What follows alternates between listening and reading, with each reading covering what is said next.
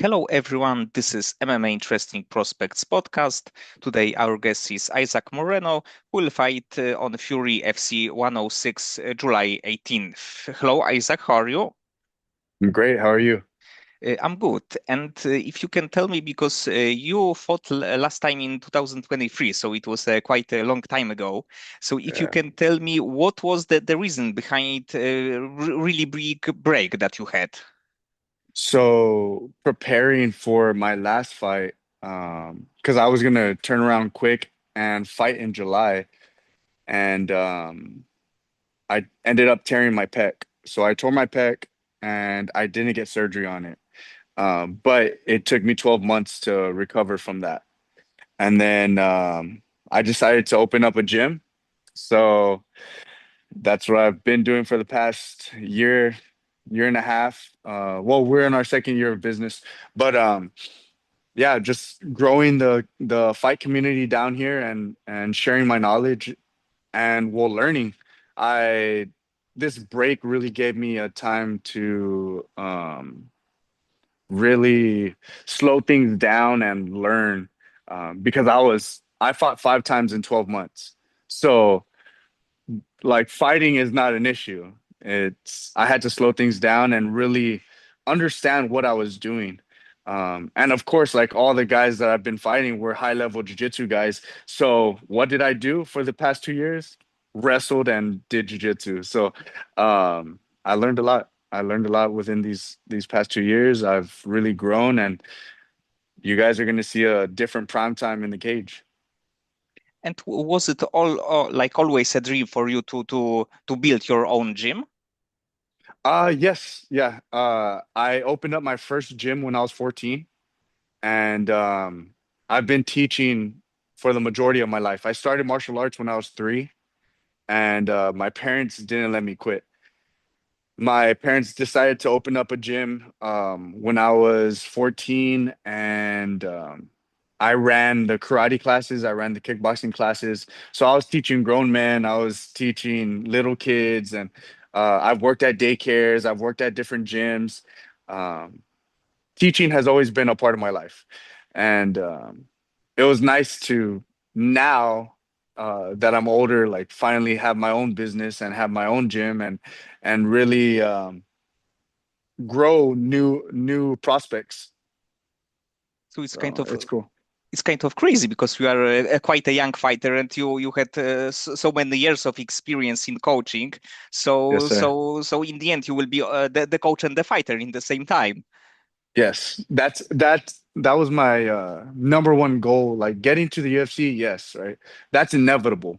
But while I'm holding a belt, I also want one of my students holding a belt at the same time, and I want to be the first person to do that.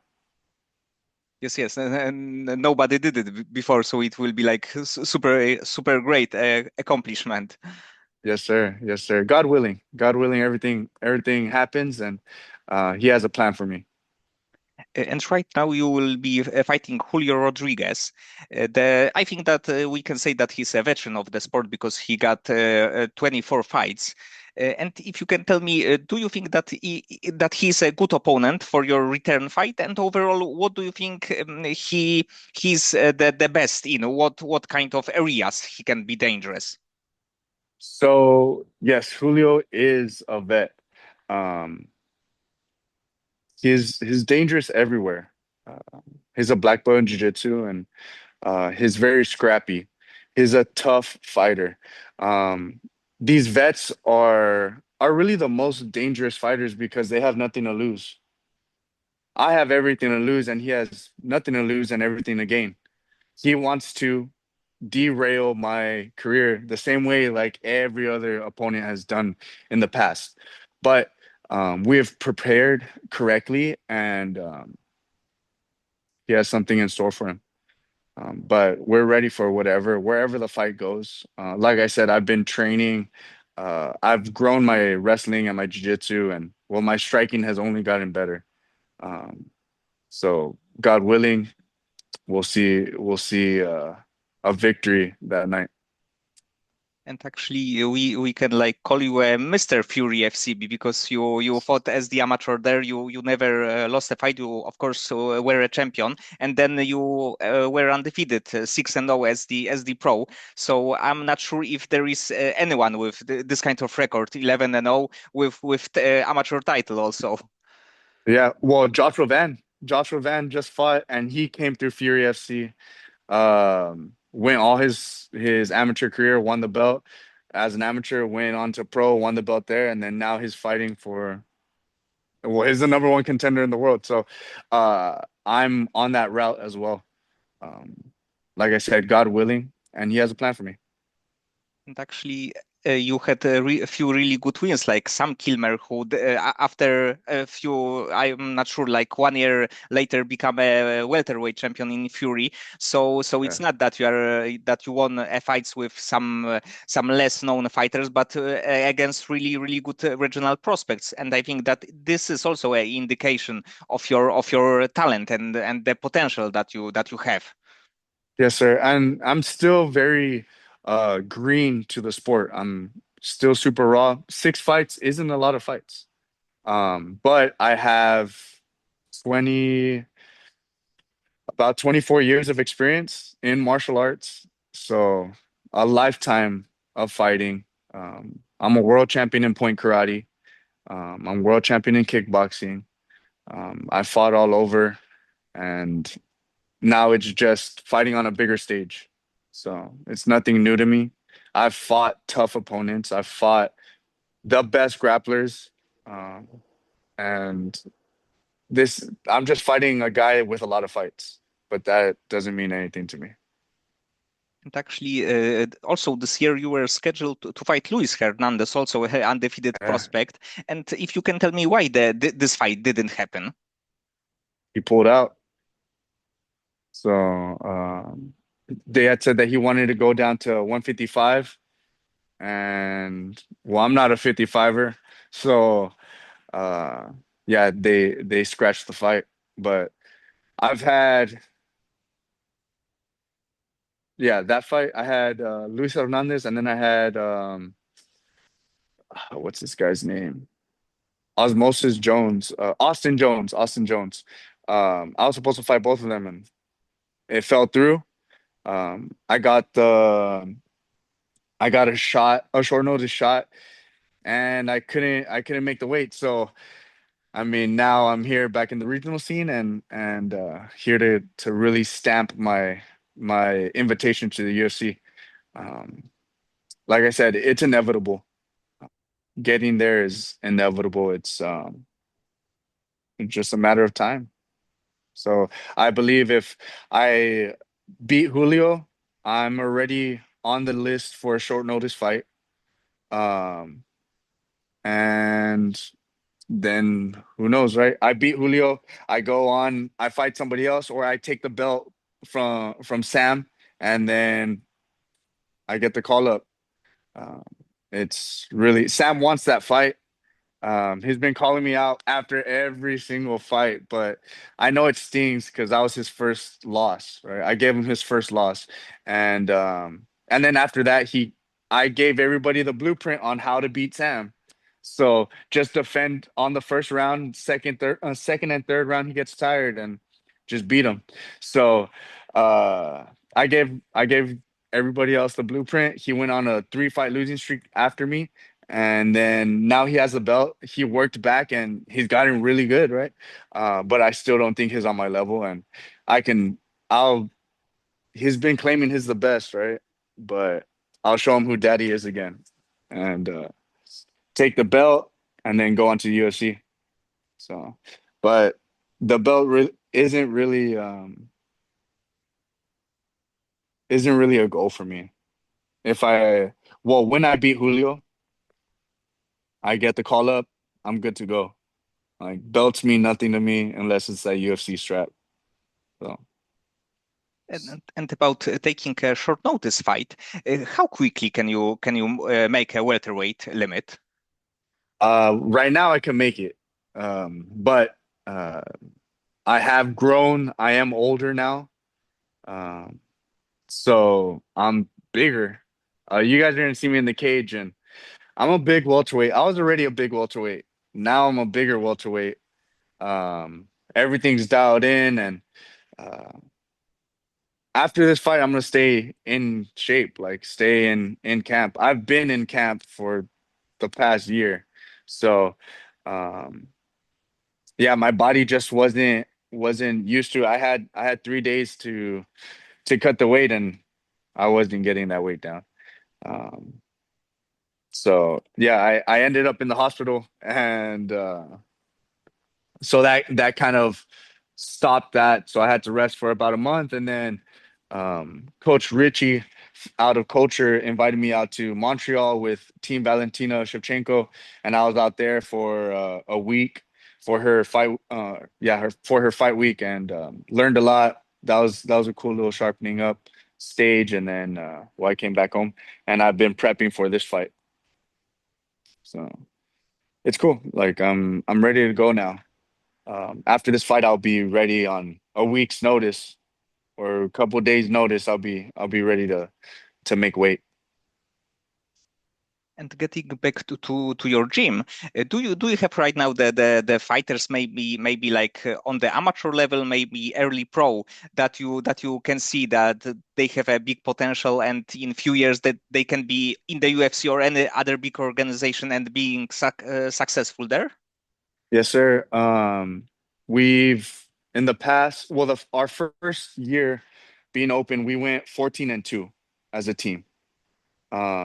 With most of our fights being finishes, and our two losses were short notice fights. So, and it wasn't a lot. It was the split decision loss. So it was up in the air, right?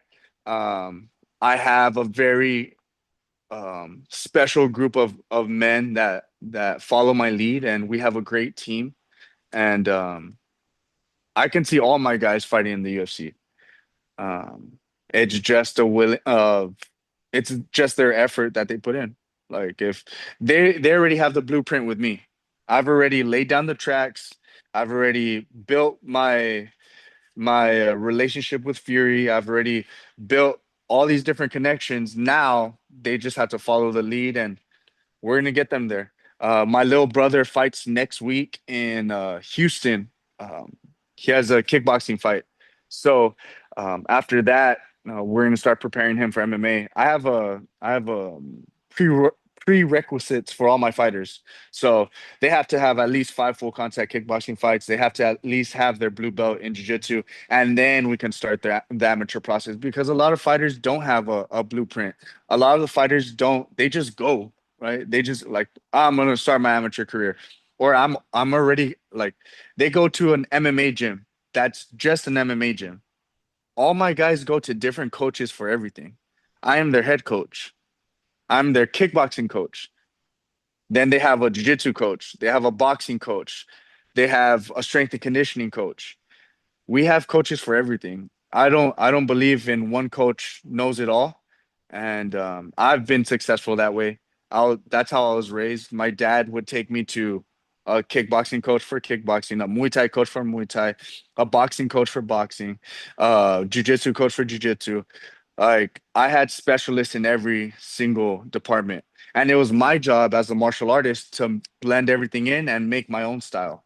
And that's what I give these guys. I give them the paint, and they make the art. So um, that's how I run things here. And I see all my fighters eventually being in the UFC. So So it's great that you had this kind of plan because of course because of you, because you went through all of this, and it's not that you built your gym and didn't know exactly what to do, but you have yeah. this kind of really good plan. And when you said that your fighters were 14-2, it means that it works, and of course in your case it definitely worked too. Yes, sir. Yes. I've been very fortunate. I've been very blessed to have a great group of people around me, um, a great support system, and everybody's bought in. So that's the most important thing. Being bought in is the most important thing.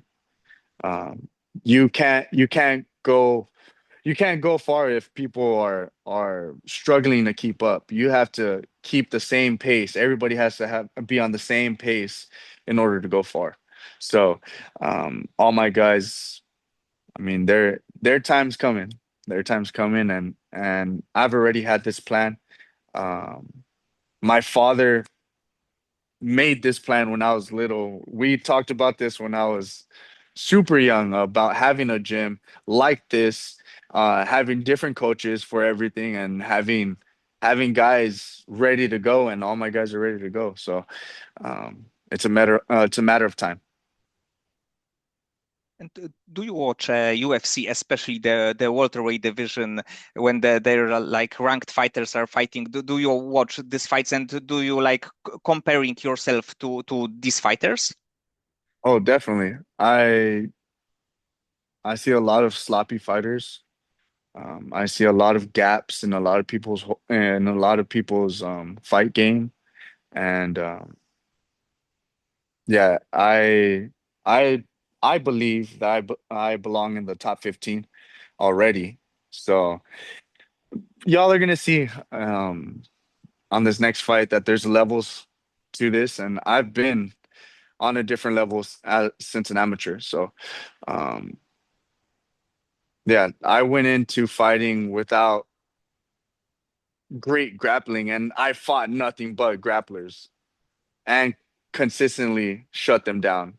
I have great coaches, and we've game planned everything. I'm a cerebral fighter, so I'm not gonna stand and trade with you. You're gonna run into punches. You're gonna get frustrated. You're gonna try to chase, and then you're gonna get dropped or just beat for 15 minutes. So just like everybody has, um, and so yeah, I believe I already belong in the top 15. And well, now that Islam's in our weight class, now that's a challenge, right? Like that's a different style of wrestling. Uh, and I mean, we're gonna be prepared for it when the time comes. That's if he's still there while I'm there. Uh, and we'll see when I make my run. Because once I'm in the UFC, I want fast fights, I want quick turnarounds. Um, and yeah, that's starting with Julio. I want to go on a run, just like I did my past when I did I had most of my pro fights in less than 12 or in 12 months. So, uh, yeah, fighting is not staying active is not a deal, an issue, right? Like it's just things happened. And now I'm a different person coming into the cage, and I believe everything had a purpose. God had a plan for me. God decided to slow me down and build me, and now I'm a different man coming in. I was a boy fighting. Now I'm a man coming into the cage, and it's a different prime time. And of course, it is possible because it's like in the case of Joshua Van, how he quickly moved into the rankings, into the being a title contender. Of course, flyweight maybe is not super deep division, but in the end, I think that in welterweight also it is possible, especially when you want to be active, like Kevin Holland active, that he's Yeah, taking so many fights, and just few maybe 3 fights and you can be ranked fighter, and if you are ranked you can like always try to go up, challenging exactly. like higher fighters. Exactly like Carlos Prats. He he made a run too. That guy just went on a run, and you just have to be willing to fight, and that's it. Like willing to fight. It's just another fight. It's just another fight.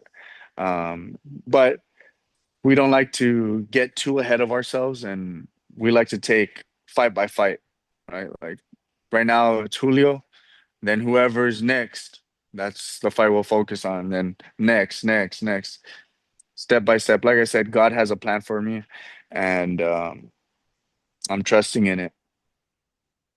And you mentioned Islam Makhachev, and if you can tell me when he will fight Jack de la Maddalena, do you think that he will be that he will win this fight, or the size can be a problem in this fight? I mean, Islam's big. Islam's a big lightweight. So I think not having to cut that weight and filling into the 170 division, I think he'll do fine. And I mean, his wrestling is on another level. Not saying that Jack doesn't have great wrestling or great jiu-jitsu. He's working with Craig Jones, and Craig Jones has been blowing up the Dagestani wrestlers. So, um, yeah, I mean, if anybody can lose, right? Anybody can lose. It just takes one punch. It just takes one bad step, and you're done, right? Um, so that's a coin flip. Uh, I mean, I think Jack has all the tangibles to beat Islam, but he has to be extremely disciplined to beat Islam because Islam, you know what he's gonna do. You know what he's gonna do. And that's what makes it so hard to stop because you know he's gonna do it and there's nothing that you can do to stop it.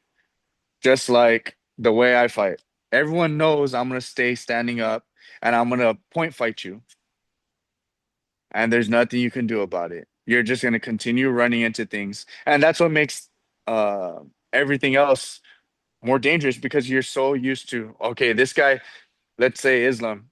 Oh man, this guy is a great wrestler. So then that opens up his striking, and then when he gets you defending, then he takes you down, and the game's over. Right? So being predictable is such an advantage. Um, and if you're really good at what you do, like I said, it's an advantage.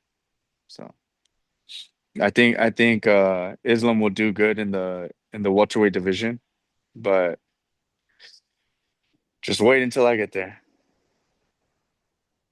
Okay, Isaac. So many thanks for the time and for conversation. I'm really happy that you are back because I consider you like a great prospect in welterweight division, and I hope that maybe with this win you will get like sneak in to the UFC, Yeah. maybe even this year. Yes, sir. Hopefully. Well, like I said, it's God's plan. It's God's plan, and we're just trusting in Him. Whatever path that may be, that's the path I'm going to take.